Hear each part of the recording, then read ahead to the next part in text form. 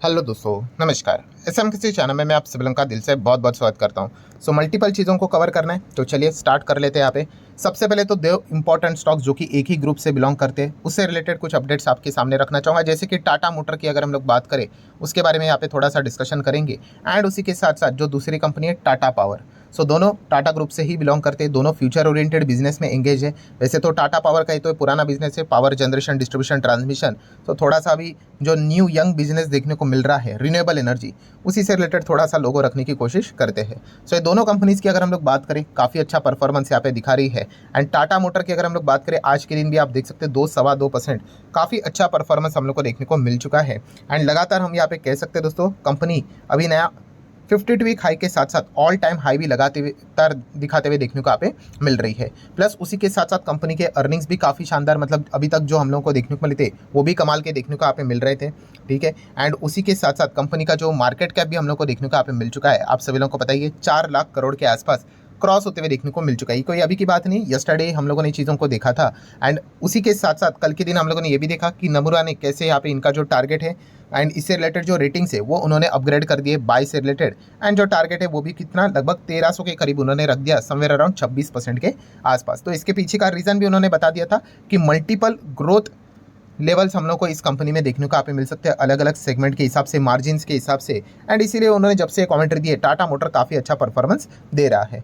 Brokerages बोले वो तो अपनी इतनी स्टडी के हिसाब से ठीक है, उनको पलटी मारने के लिए ज़्यादा टाइम नहीं लगता है। बट ओवरऑल अगर देखा गया तो टाटा मोटर इलेक्ट्रिक व्हीकल के हिसाब से काफ़ी अच्छा परफॉर्मेंस यहाँ पे दे रही है। हाँ, नो डाउट अबाउट इट कि आने वाले समय में काफ़ी सारे चैलेंजेस इनको यहाँ पे फेस करने यहाँ पे पड़ने वाले हैं। तो उस हिसाब से आप लोगों ने जरूर स्टडी करनी चाहिए। स्टडी करना मतलब क्या, आपने कॉम्पिटिटर को देखना है। मैंने सबसे पहला आप लोगों को बताया, इनका बड़ा कॉम्पिटिटर कौन है, मारुति। ठीक है, जो कि पेट्रोल डीजल सेगमेंट में वे तो पूरा मार्केट कैप्चर करके बैठा हुआ है। अभी इलेक्ट्रिक व्हीकल में मारुति की एंट्री होने वाली है। ठीक है, अभी 1 साल से भी कम टाइम बचा है, ये अपनी पहली गाड़ी लॉन्च कर लेंगे। उसका रिस्पॉन्स कैसे, वो आपको चेक करना पड़ेगा। ठीक है, अगर उसका रिस्पॉन्स एकदम ताबड़तोड़ है, धमाकेदार है, एंड बुकिंग्स की अगर हम लोग बात करें, एकदम ही आउट ऑफ बॉक्स बुकिंग देखने को मिल रही है, सोल्ड आउट करके, तो फिर हम कह सकते हैं कि टाटा मोटर आने वाले समय में काफ़ी ज़्यादा चैलेंजेस फेस यहाँ पे कर सकता है करके। ये चीज़ें देखनी पड़ेगी, ये पहले से ही नहीं बोल सकते आप ऐसा होगा तो वैसा होगा करके, नहीं। ये सारा बिजनेस का खेल है भाई। अगर यहाँ पे टाटा मोटर अगर अपना डोमिनेंस मेंटेन रखता है इलेक्ट्रिक व्हीकल सेगमेंट में, तो कंपनी का जो परफॉर्मेंस चल रहा है वो डेफिनेटली कंटिन्यू यहाँ पे हो सकता है। एंड अभी ये अपने इसी साल की बात करें तो 2 नए गाड़ियों के जो मॉडल्स है वो भी लॉन्च करते हुए देखने को यहाँ पे मिल चुके हैं। ज़रूर इस चीज़ के चलते टाटा मोटर ज़्यादा फोकस में रहता ही है। देन सेम बात करेंगे टाटा पावर, ये भी आप सभी लोग देख ही सकते हो, लगातार 12 साल से नीचे चलने वाला स्टॉक टॉप पे आ गया। उसके पीछे रीज़न होता है भाई, बिजनेस कोई भी स्टार्ट ऐसे ही नहीं भागता है। एंड ऊपर से जो तेज़ी ऐसी ही नहीं टिकती भाई, उसके पीछे काफ़ी बड़ा बिजनेस का कारण होता है, एंड वो रिन्यूएबल एनर्जी आप सभी लोगों को पता ही है। अगर हम लोग टाटा पावर की बात करेंगे, काफ़ी एक अच्छी खबर देखने को मिलेगी। टाटा पावर सोलार ने यहाँ पे क्या किया है, पार्टनरशिप की है किसके साथ, with Bank of India. For what purpose, to provide easy and affordable financing to accelerate installation of roof top solar and electric vehicle charging station. एकदम आसान भाषा में अगर मैं बोल दूँ तो टाटा पावर का काम क्या है भाई, वो तो सोलार बना के देगा, रूफ टॉप सोलार से रिलेटेड काम करेगा, इंस्टॉलेशन करेगा, सारी चीज़ें करेगा। ठीक है, तो बैंक ऑफ इंडिया के साथ टाइप करके क्या मिलेगा इनको, इनका काम है भाई फाइनेंस, लोन देने का काम ये करेंगे। ठीक है, मतलब हाँ, आप सभी लोगों ने बिल्कुल गेस सही किया है। जो ये पार्टनरशिप हम लोगों को देखने को मिल रही है वो पीएम सूर्य घर योजना की अगर हम लोग बात करें, ठीक है, एमएसएमईज की अगर हम लोग बात करें, उसी में ज़्यादा अच्छा डिमांड हम लोग को देखने को मिल रहा है। तो उसी योजना को ज़्यादा अवेल करने का फ़ायदा उठाने के लिए काफ़ी सारे लोग इससे रिलेटेड इंक्वायरी करते हुए देखने को मिल रहे हैं। टाटा पावर ने क्या किया है, यहाँ पे फाइनेंस से रिलेटेड ये जो बैंक ऑफ इंडिया है उनके साथ टाइप करके यहाँ पे रखा हुआ है। डेफिनेटली एक अच्छी खबर हम लोग को जरूर देखने को मिलती रहती है। बट उसी के साथ साथ अगर हम लोग बात करें इरेडा के लिए, मतलब बुरी खबर, मतलब देखो अभी क्या होता है, जो बिगनर होता है वो अगेन यही चीज़ समझता है, अच्छी खबर मतलब सीधा जाके यहाँ पे 1 लाख का ही शेयर हो जाएगा, ऐसा सोचता है। एंड बुरी खबर मतलब चलो भाई 0 ही हो गया करके, ऐसा नहीं है भाई। मैं बिजनेस के ओरिएंटेड बात कर रहा हूँ, आप धंधे को समझो भाई, आप प्राइस को मत देखो, ये इसको कट कर दो। ठीक है, जो मैं बात बोल रहा हूँ उसको समझो। अभी इरेडा की बात करें तो इनके लिए बुरी खबर क्या, ऑब्वियसली क्यों, अरे भाई कंपटीशन बढ़ रहा है, और ज़्यादा कंपटीशन हो रहा है। बड़े बड़े जो फाइनेंस वाली जो कंपनियां, बैंक्स हम लोगों को इस सेगमेंट में एंटर करते हुए देखने को मिले। ऑलरेडी मैंने इसके ऊपर वीडियो बनाया था। ठीक है, तो ये डेफिनेटली इरेडा को अपनी लीगेसी को मेंटेन करना है तो क्या करना पड़ेगा, और ज़्यादा अच्छे अच्छे कंपनीज के साथ टाइप यहाँ पे करना पड़ेगा। तो ये पॉइंट हम लोग को देखने को मिल जाता है। अभी टाटा पावर ने देखिए बीओआई के साथ टाइप यहाँ पे किया है। टाटा पावर तो रूफ टॉप सोलर से रिलेटेड, रिन्यूएबल एनर्जी से रिलेटेड, ईवी चार्जिंग इंफ्रास्ट्रक्चर से रिलेटेड कितना ज़बरदस्त काम कर रहा है। ठीक है, तो यहाँ पे इरेडा ने भी क्या करना चाहिए, ऐसे ही अच्छे अच्छे जो बड़े प्लेयर्स होते हैं उनके साथ टाइप करने की कोशिश यहाँ पे करनी चाहिए, तब जाके उनका बिजनेस और ज़बरदस्त तरीके से ग्रो यहाँ पे होते हुए देखने को मिल सकता है। तो इस पॉइंट के ऊपर आप लोगों ने फोकस यहाँ पे रखना है। चलिए आगे बढ़ लेते हैं दोस्तों। यहाँ पे RVNL से रिलेटेड आज के दिन की बात करें 0.25% डाउन है। मैक्सिमम चार्ट पैटर्न की अगर हम बात करें टॉप लेवल से लगभग 11-12% डाउन देखने को मिल जाएगा। ठीक है, एब्सोल्युटली नॉर्मल चीज़ है भाई, जो स्टॉक जितना तेज़ भागेगा उसमें गिरावट भी उतनी आप लोगों को देखने को मिलेगी। मेंटली प्रिपेयर रहना आना चाहिए। यूजुअली जो फोमो के शिकार होते हैं, जो बिगनर्स है जिन्होंने जस्ट तेज़ी देख के खरीदा है, उनके लिए ऐसा माहौल काफ़ी ज़्यादा हम लोगों को खतरनाक बनते हुए देखने को मिल जाता है, बिकॉज वो इमोशनल इन्वेस्टर है। मतलब वो भागेगा तो काफ़ी उनको अच्छा फील होगा, गिरेगा तो काफ़ी डर के माहौल में जिएंगे। तो ये कोई इन्वेस्टमेंट का सही तरीका होता नहीं है। इन्वेस्टमेंट का तरीका हमेशा बिजनेस ओरिएंटेड होता है, जो मैंने काफ़ी बार आप लोगों को रिपीट करके बोला, और यही चीज़ें रिपीट यहाँ पे होती रहेगी। जिसको ये चीज़ समझ में आ गई वो बाजार में टिक जाएगा, वरना बाकी लोग क्या है यहाँ पे 500 हो गया तो खराब हो गया करके, तो ऐसा यहाँ पे बोलते रहेंगे। ओवरऑल देखा गया RVNL का बिजनेस अच्छा ही चल रहा है। यहाँ पे इनको लगातार जितने कॉन्ट्रैक्ट मिलेंगे उतना ही अच्छा परफॉर्मेंस यहाँ पे दिखाते रहेंगे। देन अगर हम लोग बात करेंगे दोस्तों तो MTNL देख सकते हो, सर्किट अभी भी यहाँ पे जारी रहते हुए देखने को मिल रहा है।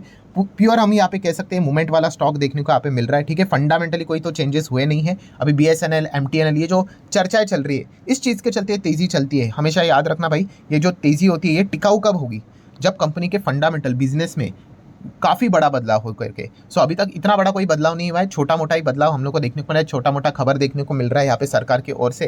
तो इस चीज़ के चलते तेज़ी चलती रहती है, प्लस बाजार भी क्या कर रहा है, बुल रन में चल रहा है, तो ऐसे स्टॉक्स को सपोर्ट यहाँ पे देता ही है। ये तेज़ी टिकने के लिए एक ही चीज़ इंपॉर्टेंट होती है, कंपनी के क्वार्टरली नंबर कंसिस्टेंसी के साथ अच्छे आने चाहिए। अगर नहीं आएंगे तो आप देख सकते हैं इस प्रकार की तेज़ी यहाँ पे भी देखी थी, स्टॉक नीचे आया है। सो जितने भी लोग यहाँ पे सिर्फ तेज़ी देखकर किसी भी स्टॉक में जाने का विचार कर रहे हैं, उन्होंने इस पॉइंट को अच्छी तरीके से समझ में यहाँ पे आना चाहिए। जाना है नहीं जाना भाई वो आपकी मर्जी, मैं आप लोगों को प्रॉपर बिजनेस ओरिएंटेड चीज सिखा रहा हूँ।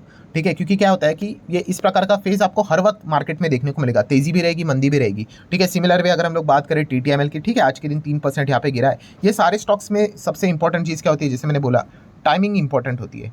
ठीक है, जिसकी टाइमिंग यहाँ पे गलत होगी वो फंस गया। आप देख सकते हो कई सालों तक फंस गया। अभी यहाँ पे जो स्टॉक आपको देखने को मिल रहा है, क्या ये स्टॉक यहाँ तक जा सकता है? खुद के दम के ऊपर तो नहीं जा सकता। आप समझो, इस चीज़ को समझो। चार्ट पैटर्न ऐसा बढ़ना मतलब सारी चीज़ें सॉर्ट आउट होना होती नहीं है। अगर वो चार्ट भाग रहा है तो उसके पीछे अगर फंडामेंटल रीजन है, हाँ कंपनी ने अपने लोन से रिलेटेड जो प्रॉब्लम चल रही है उसको सॉर्ट आउट किया, डेफिनेटली, तो फिर हम कह सकते हैं उन्होंने सही काम किया। बट ऐसा ही भाग रहा है तो आपको पता है ये वो तेज़ी टिकाऊ नहीं होती है, और फिर क्या हो जाता है, ये देखो इस प्रकार से धड़ाम गिर जाता है। अब वो कहाँ से गिरेगा किसी को नहीं पता है। ठीक है, तो ये जैसे आपको बोला कि ये टाइमिंग बहुत इंपॉर्टेंट यहाँ पे होती है। ठीक है, एंड अगर आप एक लॉन्ग टर्म इन्वेस्टर हो, ठीक है, तो ऐसे टाइमिंग वाले जो स्टॉक होते हैं उनमें जाना काफ़ी खतरनाक चीज़ यहाँ पे होती है, बिकॉज वो प्योर सेंटीमेंट पे चलते हैं। ठीक है, अगर मान लो ऐसे ही बोल रहा हूँ रफली कि अगर बाजार गिर गया, क्रैश हो गया, ऐसे ही मान लो, ठीक है, तो ये इस प्रकार के स्टॉक ना जमीन पे आ जाते हैं। ठीक है, और प्रॉब्लम क्या हो जाते हैं, अच्छे स्टॉक भी जमीन पे आ जाते हैं, बट फिर बड़े बड़े इंस्टीट्यूशंस की बात करें, चाहे फॉरेन की बात करें या फिर डोमेस्टिक की बात करें, फिर जो फंडामेंटल स्ट्रॉन्ग शेयर है वो सस्ते दाम में उनको मिल जाते 40-50%, फिर वो वहाँ पे चले जाते हैं, और ये स्टॉक ऐसे ही पड़े हुए रहते हैं। इसलिए तो आप देख सकते हैं इनका बड़ा चार्ट पैटर्न देखो भाई, तो आपको ये चीज़ें समझ में यहाँ पे आ जाएगी। ठीक है, कि क्यों ये रिकवर नहीं कर रहे। गिरा तो अच्छे स्टॉक भी थे कोविड के बाद एंड उसके सारी चीज़ें जो हुई थी उसके बाद, बट ये रिकवर क्यों नहीं किया, क्योंकि फंडामेंटल स्ट्रॉन्ग नहीं है। तो इसलिए मैंने बोला कि टाइमिंग बहुत इंपॉर्टेंट है, जिसका टाइम यहाँ पे गलत हो गया वो क्लीन बोल्ड यहाँ पे हो जाएगा। दैन अगर हम लोग बात करेंगे, एक पार्टनरशिप होते हुए देखने को मिल चुकी है, किसके बीच में, डॉक्टर रेड्डीज एंड उसी के साथ साथ नेस्ले इंडिया, काफ़ी बड़ी कंपनी, दोनों दिग्गज कंपनी, एक FMCG का दिग्गज तो दूसरा फार्मा का दिग्गज, दोनों निफ्टी 50 के इंडेक्स वाले स्टॉक से आप सभी लोगों को पता है। एंड ये देखा गया तो ये पार्टनरशिप से रिलेटेड ऑलरेडी चीज़ें होते हुए देखने को मिली थी, बट ये जॉइंट वेंचर से रिलेटेड जो अनाउंसमेंट है वो अभी हम लोग को होते हुए देखने को यहाँ पे मिल चुका है। तो किस चीज़ के चलते यहाँ पे कंबाइंड जॉइंट वेंचर देखने को यहाँ पे मिल रहा है, कि प्रोडक्ट यहाँ पे लॉन्च करते हुए देखने को मिलेंगे हेल्थ से रिलेटेड, तो ये पॉइंट उन्होंने फिलहाल तो सामने यहाँ पे रखा हुआ है।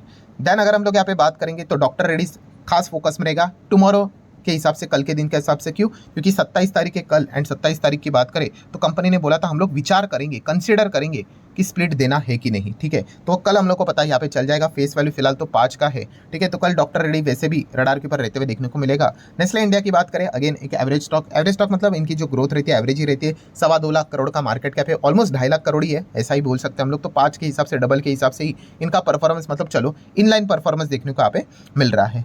दैन अगर हम लोग बात करेंगे दोस्तों निफ्टी 50 आज के दिन कमाल का परफॉर्मेंस देखने को यहाँ पे मिल गया। एंड सोमवार के दिन की बात करें दोस्तों तो अगेन कमाल का परफॉर्मेंस देखने के चांसेस हो सकते हैं। डाउ जोन्स का फ्यूचर तो अच्छा कर रहा था एंड उसी चीज़ के चलते आप देख सकते हैं अमेरिकन बाजार भी अभी फिलहाल वीडियो बना रहा हूँ तो 1.5% हम लोग को ऊपर चलते हुए देखने को यहाँ पे मिल रहा है। सो हम कह सकते हैं जो बियर वाले हैं, बियर वालों का प्रॉब्लम क्या हो गया भाई, उनको रीजन चाहिए, एज सिंपल एज दैट ना। बाजार में कुछ तो कारण चाहिए, ठीक है। तो वो कारण अभी कॉन्क्रीट कारण तो इससे रिलेटेड जो इवेंट्स है वो तो वाइप आउट यहाँ पे हो गए, 4 जून हो गया, ठीक है, वहाँ पे भी कोई बड़ा कारण नहीं मिला। देन उसके बाद बजट हो गया, वहाँ पे भी देखा गया तो बुल वालों ने मार्केट को संभाल कर रखा है। तो अभी वो इंतजार कर रहे विदेश में कुछ हो जाए। तो विदेश का भी बाजार अगर आप देखोगे डाउ जोन्स एकदम फॉर्म में चलते हुए देखने को अभी ऑब्वियसली अभी मैं वीडियो बना रहा हूँ तभी तक की स्थिति है, लेट नाइट तक स्थिति बदल भी सकते हैं। आपको पता है शेयर बाजार के हम लोग प्लेयर्स है, 1 सेकंड भी काफ़ी होता है चीज़ें इधर से उधर होने के लिए। सो डेफिनेटली इसी प्रकार से अगर डाउ जोन्स ने भी अगर क्लोजिंग दी, इसी प्रकार से अगर उन्होंने भी परफॉर्मेंस यहाँ पे दिखा दिया तो हम लोग जरूर यहाँ पे कह सकते हैं कि वापस बुल का कॉन्फिडेंस और भी यहाँ पे जबरदस्त देखने को मिलेगा। मतलब शॉर्ट करने वाले किस फिराक में शॉर्ट करेंगे वही उनको समझ में यहाँ पे नहीं आएगा। सो एक अच्छी खबर भी हम लोग को देखने को यहाँ पे मिल रही है। तो ठीक है दोस्तों, जितने इंपॉर्टेंट पॉइंट्स थे सारे कवर कर लिए। वीडियो हेल्पफुल लगा होगा तो चाहो तो लाइक एंड शेयर कर सकते हो। मिलते हैं नेक्स्ट वीडियो में, तब तक के लिए बाय बाय।